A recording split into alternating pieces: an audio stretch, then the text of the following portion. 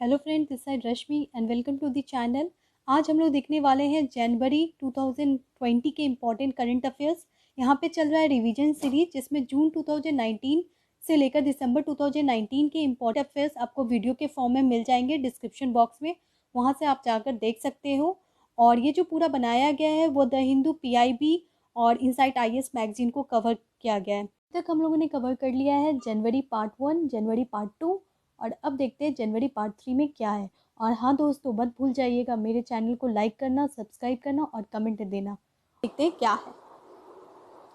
Who direct any state to recognise any language as state official language. ठीक है, तो कोई भी स्टेट जो होता है वो अपने स्टेट में अपना एक ऑफिशियल लैंग्वेज डिक्लेयर करता है। हो सकता है कि उस स्टेट में एक से ज़्यादा लैंग्वेज भी ऑफिशियल लैंग्वेज हो सकती है। तो कौन है जो उसे परमिशन देता है कि अपने स्टेट में उसको ऑफिशियल लैंग्वेज बनाओ या ना बनाओ? Governor, president, chief minister, speaker. चलिए आंसर पे देखते हैं क्या है इसका answer. Who direct any state to recognise any language as state official language? 1 governor, 2 president, 3 chief minister, 4 speaker. Yes, the answer is 2 president. ठीक है, तो प्रेसिडेंट ही किसी स्टेट को बताता है कि कौन से लैंग्वेज को ऑफिशियल लैंग्वेज डिक्लेयर किया जाए या नहीं किया जाए। Question, multiple choice questions. 1. Article 347 of our constitution, legislature of the state may be by law adopt any one or more language as state official language. 2. Tulu language has been recognized as official language of Karnataka. Which of the following is and are correct? 1. One only. 2. Two only. 3. Both 1 and 2. 4. Neither 1 nor 2. इसका answer क्या होगा देखते हैं। इसका answer होगा 1 only, क्योंकि जो Tulu language है वो कर्नाटका का लैंग्वेज तो है, लेकिन क्योंकि वहाँ पे बहुत ज़्यादा लोग नहीं बोलते हैं तो उसको ऑफिशियल लैंग्वेज डिक्लेयर नहीं किया गया है, इसलिए यहाँ पे स्टेटमेंट 2 गलत हो जाएगा। और हाँ, आर्टिकल 347 ऑफ आवर कॉन्स्टिट्यूशन बात करता है legislature of the state may bye law adopt any one or more language as state language. हाँ, किसी भी स्टेट में लेजिस्लेचर में भी लेजिस्लेचर ये परमिट करता है कि किसी स्टेट का 1 और 1 से अधिक लैंग्वेज स्टेट लैंग्वेज हो सकता है। इनसाइट IAS पेज नंबर 22 में आप देख सकते हो। चलिए आगे बढ़ते हैं। Multiple choice questions. Right to private property is a fundamental right. B legal right. C constitutional right. D human right. इस तरह के क्वेश्चन आते हैं। सुप्रीम कोर्ट के जजमेंट से बहुत ज़्यादा क्वेश्चंस आते हैं, तो जब भी सुप्रीम कोर्ट का कोई जजमेंट आए तो ज़रूर ध्यान दें, क्योंकि उससे 2017 में भी आए हैं, 2018 में भी आए और 2019 में भी आए। तो सुप्रीम कोर्ट जजमेंट काफ़ी इंपॉर्टेंट है। यहाँ पे देखते हैं 2017 में आया था, right to vote is a legal right, constitutional right, fundamental right, natural right. क्या है राइट टू वोट? तो right to vote is a legal right. ठीक है, और यहाँ पे क्या होगा? Right to private property is a fundamental right, legal right, constitutional right, human right. क्या होगा? इस पे जजमेंट सुप्रीम कोर्ट ने अभी हाल में दिया है, तो वो जजमेंट भी हम लोग देखते हैं। Right to private property is a human right. ठीक है, तो चलिए देखते हैं। सुप्रीम कोर्ट ने कहा कि सिटीजन्स के पास अधिकार है कि वो अपने प्राइवेट प्रॉपर्टी को रख सकता है, उसको उस प्राइवेट प्रॉपर्टी को स्टेट गवर्नमेंट या कोई भी नहीं छीन सकता एक इंडिविजुअल से। ये इसलिए बोला जा रहा है, ये लीगल राइट होता तो स्टेट गवर्नमेंट ले सकता था, क्योंकि स्टेट ही तो लीगल लॉ बनाते हैं। तो यहाँ पे कहा गया है नहीं, ये तो प्राइवेट, ये तो क्या है? ह्यूमन राइट है। इसीलिए कोई भी स्टेट गवर्नमेंट किसी भी प्राइवेट इंडिविजुअल के प्राइवेट प्रॉपर्टी को नहीं ले सकता। ठीक है, क्या कहा गया है कि स्टेट गवर्नमेंट, कोई भी स्टेट गवर्नमेंट या कोई भी गवर्नमेंट ऑफ इंडिया किसी भी प्राइवेट प्रॉपर्टी को नहीं ले सकता है। क्यों? क्योंकि right to property is a human right. चलिए आगे बढ़ते हैं। नेक्स्ट क्वेश्चन पे आते हैं। ये आर्टिकल 30 से रिलेटेड है। तो article 29 and 30 we know that right to minority है, उससे रिलेटेड ये क्वेश्चन है। According to recent Supreme Court judgment, who regulate the minority institution in India under Article 30 of the Constitution? 1. Government at the central level. 2. Government at the state level. 3. Local government. 4. Local body. Actually अभी हाल में supreme court का judgement आया, तो सबसे पहले देखते हैं क्या है केस, और फिर इसके आंसर पे आते हैं। ठीक है, सबसे पहले देखते हैं आर्टिकल 30 से रिलेटेड क्या क्वेश्चन है। According to recent Supreme Court judgment, who regulate the minority institution in India under Article 30 of the Constitution? 1. Government at central level, 2. Government at state level, 3. Local government, 4. Local body. पहले देखते case क्या है। तो issue क्या था, देखिए Calcutta high court में एक केस आया, वो केस था मदरसा से रिलेटेड। ठीक है, किससे रिलेटेड? मदरसा से रिलेटेड एक केस आता है, जिस केस को कलकत्ता हाई कोर्ट ने बताता है कि सही है, क्योंकि राइट टू माइनॉरिटी के अंतर्गत यह अधिकार है माइनॉरिटी इंस्टीट्यूशन को कि अपने एजुकेशनल इंस्टीट्यूशन में टीचर को अपॉइंट कर सकते हैं। लेकिन ये केस पहुंच जाता है सुप्रीम कोर्ट में। अब सुप्रीम कोर्ट का जजमेंट काफ़ी डिफरेंट था, इसलिए ये काफ़ी न्यूज़ में था। सुप्रीम कोर्ट ने कहता है कि मदरसा को रेगुलेट करने का अधिकार किसका है, उस पर वो बताते हैं। और सुप्रीम कोर्ट का कहना था कि आर्टिकल 30 बिल्कुल सही है, वो राइट देता है किसी भी माइनॉरिटीज़ को। क्या राइट देता है? इट्स से all minorities whether based on religion or language shall have the right to establish administered educational institution of their choice। वो राइट देता है किसी भी बेस्ड रिलीजन या लैंग्वेज माइनॉरिटी को कि वो अपने अनुसार एजुकेशनल इंस्टीट्यूशन को इस्टेब्लिश कर सकता है। लेकिन वो ये अधिकार नहीं देता कि आप किसी को भी टीचर की तरह वहाँ पे अपॉइंट कर ले, क्योंकि वो एक एजुकेशनल इंस्टीट्यूशन है, तो टीचर भी क्वालिफाइड होने चाहिए। तो वहाँ पे सुप्रीम कोर्ट का कहना है कि सेकुलरिज्म को मेंटेन करना बहुत ज़रूरी है, और इसीलिए जो भी टीचर अपॉइंट हो रहे हैं वो स्टेट द्वारा रेगुलेट होने चाहिए। यानी स्टेट गवर्नमेंट ज़रूर देखे कि कौन किस आधार पे किसे अपॉइंट किया जा रहा है वहाँ पे एज अ टीचर। ऐसा नहीं कि आप आंख बंद कर ले, क्योंकि आर्टिकल 30 कहता है कि कोई भी अपना एजुकेशन इंस्टीट्यूशन ओपन कर सकता है। ठीक है, तो ये सुप्रीम कोर्ट का कहना था। अब हम लोग आते हैं क्वेश्चन पे। क्वेश्चन का क्या कहना है, देखिए according to recent supreme court judgement who regulate the minority institution under article 30 of the constitution. तो सुप्रीम कोर्ट कहता है कि कौन रेगुलेट करेगा, तो एक्चुअली में ये रेगुलेट करेगा government at state level. State level को तो देखना होगा ना कि कौन से टीचर किस आधार पे वहाँ पे अपॉइंट हो रहे हैं। ठीक है, इसलिए काफ़ी न्यूज़ में था। आगे देखते हैं, सिटीजनशिप अमेंडमेंट एक्ट काफ़ी न्यूज़ में था। तो सबसे पहला स्टेट जिसने एंटी सीए रेजुलेशन पास किया है वो कौन सा स्टेट है, वो है केरला। तो क्वेश्चन क्या कहता है, रिसेंटली केरला गवर्नमेंट, क्वेश्चन कहता है recently Kerala government come up with anti CAA resolution and challenge CAA citizenship amendment act in supreme court under provision of article 131 that is related to article 131 किससे रिलेटेड है, original jurisdiction से, appellate jurisdiction से, या फिर advisory jurisdiction से। ठीक है, तो एक्चुअली क्या होता है कि एग्ज़ाम में आप सब कुछ याद नहीं करते जा सकते और सारे आर्टिकल्स आपको एग्ज़ाम में याद नहीं रहेंगे, तो ऐसे में आपको इंटेलिजेंट गेस भी करना होगा। अब यहाँ पे इशू देखिए, यहाँ पे इशू है केरला गवर्नमेंट का। ठीक है, तो यहाँ पे इशू है स्टेट का, केरला गवर्नमेंट का इशू है, और ये इशू किससे रिलेटेड है, एंटी CAA से। तो एंटी CAA यानी कि सिटीजनशिप अमेंडमेंट एक्ट, जिसको किसने पास किया है, उसको सेंटर ने पास किया है। तो यहाँ पे इशू किसके बीच में है, सेंटर और स्टेट के बीच में। तो ये कौन सा है, ये सुप्रीम कोर्ट के किस प्रोविजन में है, आर्टिकल 131 के अंतर्गत ये ओरिजिनल जुरिस्डिक्शन में है कि any issue related to centre and state, ठीक है, वो कौन देखता है, deals with supreme court. Supreme court देखता है जो भी केस आता है सेंटर और स्टेट के बीच में, तो वैसा ही केस है। तो ये किसके अंतर्गत आ जाएगा, ये आ जाएगा ओरिजिनल जुरिस्डिक्शन के अंतर्गत, जैसा कि आर्टिकल 131 कहता है। ठीक है, और आप मुझे बताइएगा कि एपलेट जुरिस्डिक्शन का कौन सा आर्टिकल है और एडवाइजरी जुरिस्डिक्शन का कौन सा आर्टिकल है, क्योंकि सुप्रीम कोर्ट के पास तो 3 जुरिस्डिक्शन पावर है, original jurisdiction power, appellate jurisdiction power और एडवाइजरी जुरिस्डिक्शन पावर। दोनों ही बहुत इंपॉर्टेंट है। ओरिजिनल सेंटर और स्टेट के बीच में होता है, एपलेट जब कोई अपील करता है यानी हाई कोर्ट से जब केस जाता है सुप्रीम कोर्ट में, और तीसरा एडवाइजरी जुरिस्डिक्शन, सुप्रीम कोर्ट के जज जो होते हैं वो गवर्नमेंट ऑफ इंडिया यानी प्रेसिडेंट को एडवाइस कर सकते हैं किसी भी डिसीजन में। चलिए आगे बढ़ते हैं। नेक्स्ट क्वेश्चन क्या है, supreme court on 10 January said right to access the internet as fundamental right. याद रखिएगा, राइट टू एक्सेस इंटरनेट अब हो गया है फंडामेंटल राइट। ठीक है, और ये जजमेंट काफ़ी इंपॉर्टेंट है, तो आपको बताना है किस केस में सुप्रीम कोर्ट ने ये जजमेंट दिया था। Kulbhushan Yadav versus Union of India, AK गोपालन case versus Union of India, Shankari Prasad versus Union of India, Anuradha बासी वर्सेस यूनियन ऑफ इंडिया। तो किस केस में कहा गया है, 10 जनवरी को ये जजमेंट आया था, इसलिए काफ़ी इंपॉर्टेंट है। Right to access the internet as fundamental right. तो ये जो था इसका आंसर देख लेते हैं क्या है आंसर। तो आंसर है D, Anuradha Bhasin versus Union of India case में। ठीक है, तो अब से क्या हो गया, right to access the internet हमारा फंडामेंटल राइट हो गया है। और ये किस आर्टिकल में होगा, ये आर्टिकल 19 में होगा। तो आर्टिकल 19 में भी किस आर्टिकल में होगा वो देख लीजिए।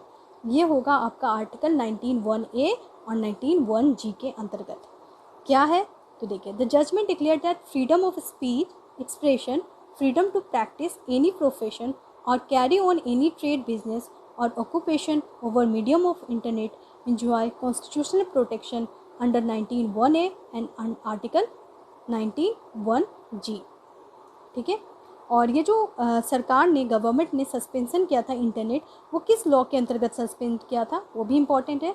तो सबसे पहले उसने किया था IT एक्ट 2000 के अंतर्गत, फिर टेलीग्राफ एक्ट 1985 के अंतर्गत एंड CRPC एक्ट 1973 के अंतर्गत। यानी इस तीनों लॉ के अंतर्गत उन्होंने क्या किया था कि फ्रीडम ऑफ स्पीच और एक्सप्रेशन, या कह सकते हैं इंटरनेट सर्विस, वहाँ से छीन लिया था। कहाँ से, जम्मू एंड कश्मीर से। ये केसेस इसलिए काफ़ी इंपॉर्टेंट है और ये केस जरूर याद रखिएगा। केस क्या है, ये केस है Anuradha Bhasin versus Union of India का। ठीक है, चलिए आगे बढ़ते हैं। जनवरी के एपिसोड में आप देखते हैं सोशल करंट अफेयर्स, ये भी काफ़ी इंपॉर्टेंट है। तो चलिए देखते हैं। Question number 1, recently Panchayat Bhuvan app is developed by which organisation. ठीक है, IIT Madras, ISRO, centre for agriculture and development, ICAR यानी Indian council of agriculture and research. Panchayat Bhuvan app develop किया गया है, वो किसने ऐप डेवलप किया है बताइए। चलिए आंसर पे आते हैं। एक्चुअली ये जो भूमन ऐप है वो डेवलप किया गया है इसरो के द्वारा, याद रखिएगा। भुवन ऐप जो है, पंचायत भूमन ऐप, वो डेवलप किया गया है इसरो के द्वारा। और इसरो इसके अंतर्गत क्या करेगी देखिए। Bhuvan give a gateway to explore and discover virtual earth in 2D and 3D space with tremendous value addition possibility at user need. यानी भुवन ऐप के अंतर्गत क्या होगा कि जो भी लैंड है जो कि अभी यूटिलाइज नहीं हुआ है पंचायत के अंतर्गत, वो लैंड के बारे में जानकारी हासिल की जाएगी। और उस डेटा से जो भी जो अनफर्टाइल लैंड है या जो डिग्रेडेड लैंड है, उसमें ये भी देखी जाएगी कि क्या क्या पॉसिबिलिटी है इसको यूज़ करने का। और उसके अंतर्गत हम लोग क्या करेंगे, लिमिटेड रिसोर्स का मैक्सिमम यूटिलाइजेशन कर सकते हैं। इकोनॉमिक्स में आपने पढ़ा है ना, limited resource and maximum utilisation. वो पॉसिबल तभी होगा ना जब हम लोग एनालाइज कर पाएंगे कि ये लैंड कहाँ पर है और डिग्रेडेड लैंड और इसका क्या क्या यूज़ हो सकता है। इसी पर्पज़ से भूमन ऐप लॉन्च किया गया है। चलिए आगे बढ़ते हैं। क्वेश्चन नंबर देखते हैं, स्वच्छता सर्वेक्षण लिंक के क्या क्वेश्चन है। Which of the following statement is and are correct. The process of ranking cities and town of India on the basis of cleanliness was first conducted in 2016 which covered 73 cities। यानी कि स्वच्छता सर्वेक्षण link कब start किया गया था, 2016 में किया गया था। सही है या गलत है। दूसरा स्टेटमेंट कहता है cleanest cities Indore come for third time in row. यानी कि कौन सा सिटी क्लीनेस्ट सिटी आई है, इंदौर आई है और वो थर्ड टाइम आई है। A 1 only, B 2 only, C both 1 and 2, D neither 1 nor 2। तो इसका आंसर होगा 1 only, क्योंकि जो इंदौर में जो सिटी आई है वो क्लीनेस्ट सिटी है। ठीक है, लेकिन वो थर्ड टाइम नहीं आई है, वो फोर्थ टाइम आई है। ठीक है, तो 2016 से रैंकिंग चल रही है। 2016 में नहीं आई है, 17, 18, 19, 20।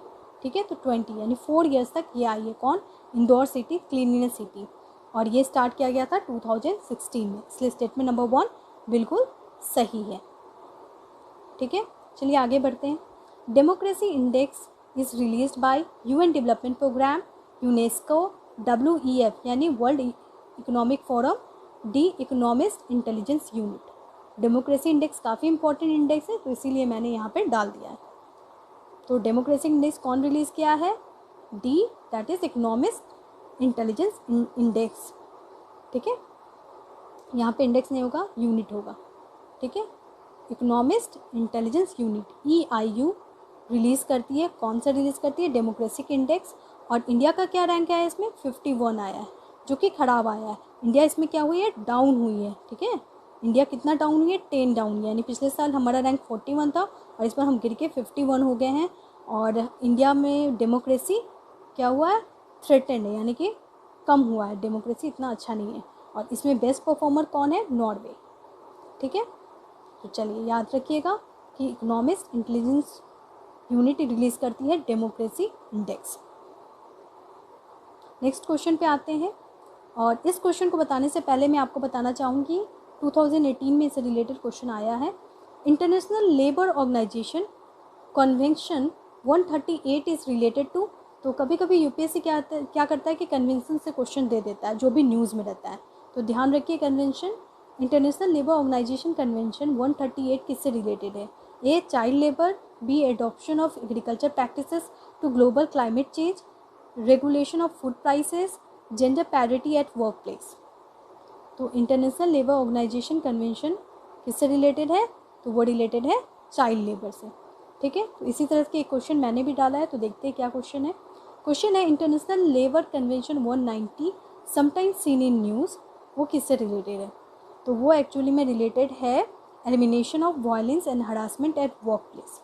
ठीक है, तो स्टेटमेंट नंबर सी सही है। और ये इम्पॉर्टेंट इसलिए होता है क्योंकि अभी क्या है न्यूज़ में, अभी मी टू मूवमेंट काफ़ी न्यूज़ में था। ठीक है, तो इसीलिए ये क्वेश्चन आ सकता है। इंटरनेशनल लेबर ऑर्गेनाइजेशन के 190 कन्वेंशन में elimination of violence and harassment eight work place की बात कही गई है। अब देखते हैं मी टू मूवमेंट के बारे में थोड़ी सी जानकारी। मी टू मूवमेंट जो है वो स्टार्ट किया गया था 2017 में, और उसे स्टार्ट की थी सोशल एक्टिविस्ट ताराना बाड़ुके। यहाँ पे मैंने पिक डाला है, ताराना बाड़ुके ने इसे स्टार्ट किया था मी टू मूवमेंट को।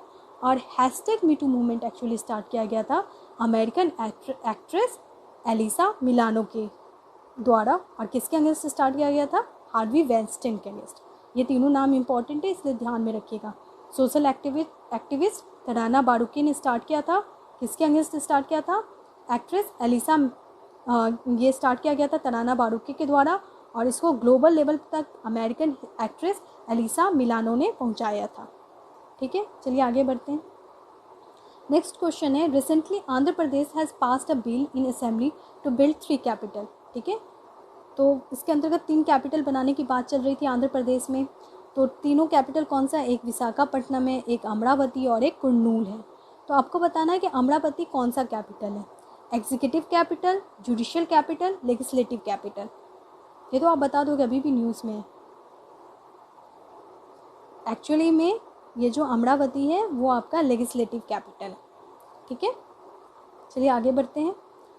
क्वेश्चन है world's fastest growing city.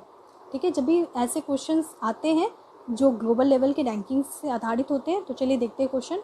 Which of the following cities has been included in world fastest growing cities survey of EIU, that is economist intelligence unit का सर्वे आया था।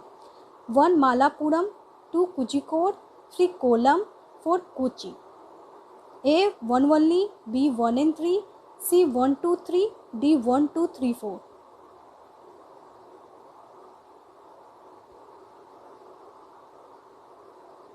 कौन सी सिटी है जो वर्ल्ड फास्टेस्ट ग्रोइंग सिटी में आई है, Indian city? तो वो है केरला की सिटी है, वो सिटी है मालापुरम, इंडिया, यानी केरला की सिटी है मालापुरम। उसके बाद आई है कोचिकोड, और उसके बाद आई है कोलम। ठीक है, ये तीनों सिटी जो है वो टॉप सिटीज़ में आई है, और ये फास्टेस्ट ग्रोइंग सिटीज़ है, वर्ल्ड सिटी है जो कि इंडिया की है। ठीक है, तो याद रखिएगा नाम उसका, और आंसर क्या हो जाएगा? 1 2 3। ठीक है, यहाँ पे कोची नहीं होगा। इन 8 वंडर ऑफ SCO। SCO क्या है? Shanghai corporation. ठीक है, ये ऑर्गेनाइजेशन चाइना के द्वारा बनाया गया था, चाइना इसका फाउंडिंग मेंबर है, और अभी हाल में इंडिया और पाकिस्तान भी इसके मेंबर हैं। ठीक है, इसमें 8 टोटल मेंबर होते हैं।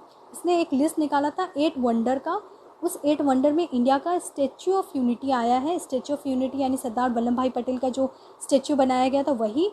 उसका हाइट क्या है पता है आपको? उसका हाइट है 597 फीट। ठीक है, Vikram Sarabhai children innovation centre start किया गया है गुजरात में। H9N2 किससे रिलेटेड है? क्वेश्चन आ सकता है। H1N1 तो काफ़ी फेमस है, तो आपको पता है, ये भी याद रखिएगा। H9N2 इनसाइट IAS में दिया हुआ है, ये रिलेटेड है बर्ड इन्फ्लुएंजा ए वायरस से। ठीक है, तो H9N2 किससे रिलेटेड है? बर्ड इन्फ्लुएंजा वायरस से। ठीक है, रेशीना डायलॉग काफ़ी न्यूज़ में है। रेशीना डायलॉग के बारे में बताऊंगी कि ये स्टार्ट किया गया था 2016 में। ठीक है, बहुत इंपॉर्टेंट है। ये स्टार्ट किया गया था एशिया के जो भी मेंबर कंट्री उनसे जुड़ने के लिए, ठीक है। और रेशिना डायलॉग अभी किसके कहाँ पे हुआ है, तो दिल्ली में हुआ है। और ये किस मिनिस्ट्री के अंतर्गत किया जाता है, तो याद रखिएगा ये मिनिस्ट्री ऑफ एक्सटर्नल अफेयर के अंतर्गत किया जाता है। Straight of Hormuz, straight of Hormuz काफ़ी न्यूज़ में हमेशा रहता है। क्यों रहता है, क्योंकि स्ट्रेट ऑफ हॉर्मूज जो है वो आयल गेटवे है, ठीक है। आयल गेटवे, यहीं से हम जैसे जो कंट्रीज़ है जैसे कि ओमान, इंडिया, अफ़गानिस्तान और चाइना, यहाँ से तेल खरीदता है और यहाँ से हमारे यहाँ तेल आता है, इसलिए स्ट्रेट ऑफ हॉर्मूज काफ़ी इंपॉर्टेंट है। और ये कहाँ है, तो ये गल्फ़ ऑफ ओमान और अरेबियन सी में है, ठीक है। ये स्ट्रेट कहाँ है, gulf of Oman and Arabian sea में है। ये काफ़ी इंपॉर्टेंट है स्ट्रेट ऑफ हॉर्मूज, हो सकता है एग्ज़ाम में आ जाए क्योंकि काफ़ी न्यूज़ में है ईरान। तो ये इसको कहा जाता है आयल गेटवे ऑफ इंडिया, क्योंकि यहाँ से हमारे यहाँ तेल आता है और हमारे यहाँ और बहुत सारी कंट्रीज़ में आता है जैसे Oman, India, Afghanistan and China इस पर डिपेंड है, ठीक है। चलिए आगे बढ़ते हैं वन लाइनर में। बिगेस्ट ऑयल गैस सप्लायर कौन है इंडिया का, biggest oil and gas supplier कौन है इंडिया को, कौन सबसे ज़्यादा तेल देता है, तो वो है इराक। याद रखिएगा क्योंकि हो सकता है आप कंफ्यूज हो जाए ईरान में, सऊदी अरेबिया में, तो याद रखिए biggest oil and gas supplier to India कौन है, Iraq. US troops has killed general Qasem Soleimani, काफ़ी न्यूज़ में था। जनरल कासिम सुलेमानी ये किस कंट्री से बिलोंग करता है, तो ये बिलोंग करता है ईरान से, ठीक है। और उसके बाद से ही यूएस और ईरान का रिलेशन काफ़ी ख़राब हो गया है। पहले ईरान ने अवॉइड किया, ज़्यादा कुछ गुस्साया नहीं डोनाल्ड ट्रंप के स्टेप्स पे, लेकिन जब ये केस हुआ, जब उसके जनरल को मारा गया कासिम सुलेमानी को, तो ईरान बहुत गुस्सा गया और ईरान ने भी काफ़ी ज़्यादा बॉम्ब ब्लास्ट किए। और आपको भी पता होगा एरामेको जो बहुत इंपॉर्टेंट कंपनी है सऊदी अरेबिया का, वहाँ पर अटैक हुआ। ईरान से जब हम देखते हैं ईरान को, तो देखते हैं क्या कहानी है, तो याद रखिएगा joint comprehensive partnership of action एक बहुत ही इंपॉर्टेंट एग्रीमेंट था जो कि यूएस से और दूसरी कंट्रीज़ के साथ ईरान के साथ हुआ था, ठीक है। तो ये बहुत इंपॉर्टेंट है। Joint comprehensive partnership of action, ये एक न्यूक्लियर डील हुई थी ईरान और दूसरे कंट्रीज़ के बीच में, Iran, US, Russia, China, France और जर्मनी के बीच में हुआ था। और ये कब हुआ था, ये हुआ था 2015 में, ठीक है। और इस एग्रीमेंट में क्या था कि न्यूक्लियर सोर्स है ईरान का उसको लिमिट किया गया था और बोला गया था कि ईरान को कि आप इससे ज़्यादा न्यूक्लियर वेपन नहीं बना सकते, ठीक है। तो अभी ईरान जो है वो अमेरिका से थोड़ा गुस्सा में है, तो ये तोड़ने की बात कर रहा है। Who organise the world sustainable summit, ठीक है। वर्ल्ड सस्टेनेबल समिट हर साल होता है, एनुअली होता है। तो ये जो वर्ल्ड सस्टेनेबल समिट हुआ था वो कौन ऑर्गेनाइज करता है, तो वो करता है टेरी क्या है, the energy and research institute. और टेरी जो ऑर्गेनाइज करता है वर्ल्ड समिट जो होता है वर्ल्ड सस्टेनेबल समिट, वो डेवलपिंग वर्ल्ड के ग्रोथ के रिलेटेड में किया जाता है हर साल। ग्लोबल टैलेंट कम्पिटिटिव इंडेक्स निकाला गया था उस टाइम, इसलिए ये इंपॉर्टेंट है। ये निकालता है इंस्टीड ऑर्गेनाइजेशन और इसमें इंडिया का रैंक क्या है, 72 रैंक आया है, ठीक है। तो आपका जनवरी मंथ का काफ़ी कुछ कंप्लीट हो चुका है। तो समाप्त होता है हमारा जनवरी मंथ के करंट अफेयर्स और आगे मिलते हैं। और अगर आपने मेरे चैनल को सब्सक्राइब नहीं किया तो प्लीज़ मेरे चैनल को जल्दी से कर दीजिए subscribe. Thank you, stay safe and stay positive.